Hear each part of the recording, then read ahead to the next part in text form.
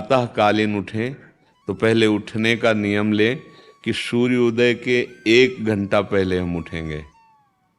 देखो हमारी प्रार्थना मानना। तो इस समय सूर्योदय कई बजे होता है? लगभग 6 बजे, 6:30 बजे गुरुदेव। छः। आप 5 बजे उठ जाइए और उठ करके सबसे पहला कार्य कीजिए, पृथ्वी के चरण स्पर्श कीजिए, भूमि के चरण स्पर्श कीजिए। और फिर आप जिस आसन पर बैठे हैं, देखो ध्यान से हमारी तरफ सुनना, जिस आसन पर बैठे हैं, जिस पे शयन किए थे, जिस सैया पर सोए थे, पृथ्वी को प्रणाम करने के बाद उसी सैया में 5 मिनट केवल बैठ जाइए और 5 मिनट बैठकर 5 संतों का नाम ले लीजिए।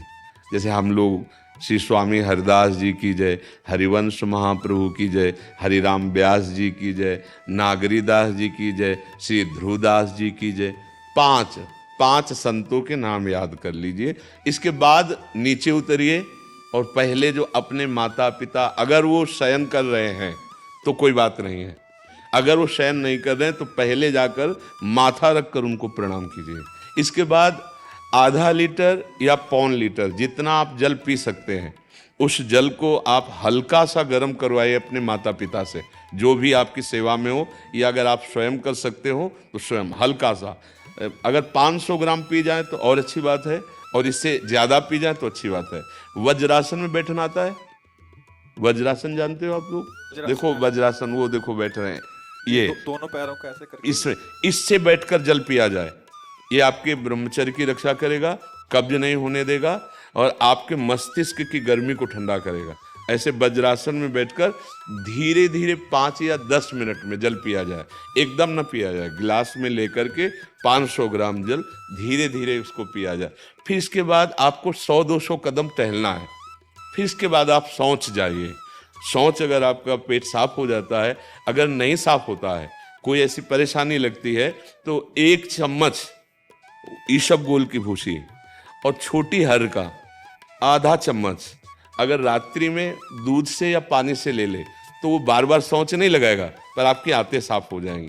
शौच जाने के बाद स्नान करें और फिर तुरंत, अगर आपको व्यायाम आता है तो करे, नहीं तो सीधा सरल बात होती है, 20 बार बैठ जाए बैठक और 10 बार लेटने वाली दंड।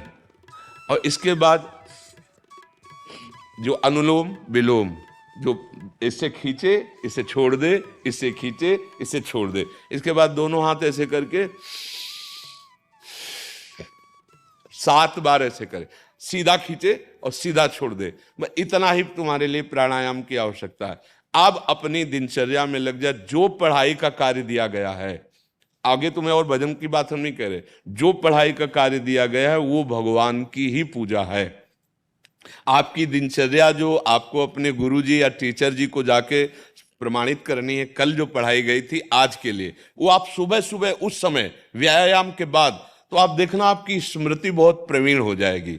अच्छा, ये आपकी प्रातःकालीन दिनचर्या है। जब आप अपने गुरुदेव के पास स्कूल जाएं, तो हमें आजकल का तो अब पता नहीं, पर हम लोग जब जाते थे तो अपने गुरुजी को प्रणाम करते थे। तो जो स्कूल में आपको पढ़ाई पढ़ा रहे हैं वो तो बात है, अब आपको जो हम खास बात बताना चाहते हैं वो कि देखो अभी छोटे छोटे बच्चे हो, बच्चों में कुछ बच्चे ऐसे गंदे बच्चे होते हैं जिनके गंदी बातें दिमाग में आ जाती हैं और गंदी बातें वो करने लगते हैं आचरण में। आप लोग इतना तो जानते ही होंगे कि गंदी बातें किसे कहते हैं।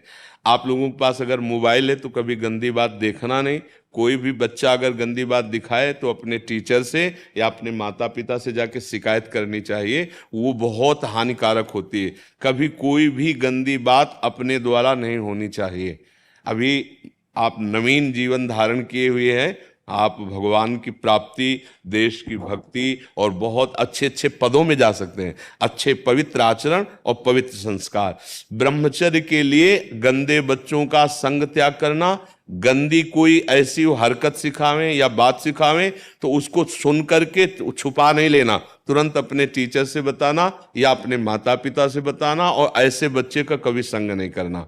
और रात्रि के सोते समय ये जरूर ध्यान देने वाली विशेष बात है, रात्रि के सोते समय जो भगवान का नाम प्रिय, जैसे इन लोगों ने आप लोगों को बताया राधा वल्लभ श्री, तो सोते समय बस प्रार्थना करो कि हे प्रभु, आज दिन हमारा जो भी गलती हुई हो वो हमको आप प्रार्थना करते हैं कि आप हमें समझाओ क्या हमसे गलती हुई।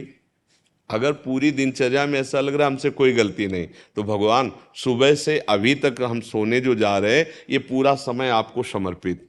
आप देखना इसका फल देखना, एक तपस्वी की तपस्या का जो फल होता है ना उसका ये फल मिलेगा। और सोते समय बस राधा वल्लभ श्री हरिवंश, राधा वल्लभ श्री हरिवंश, इधर उधर ना सोचते हुए, ना मोबाइल देखते हुए, ना कोई गंदी बात मन में, और चुपचाप सो जाइए। और जब फिर सुबह उठे तो फिर ऐसी दिनचर्या। और पढ़ाई इस समय तुम्हारा भजन है।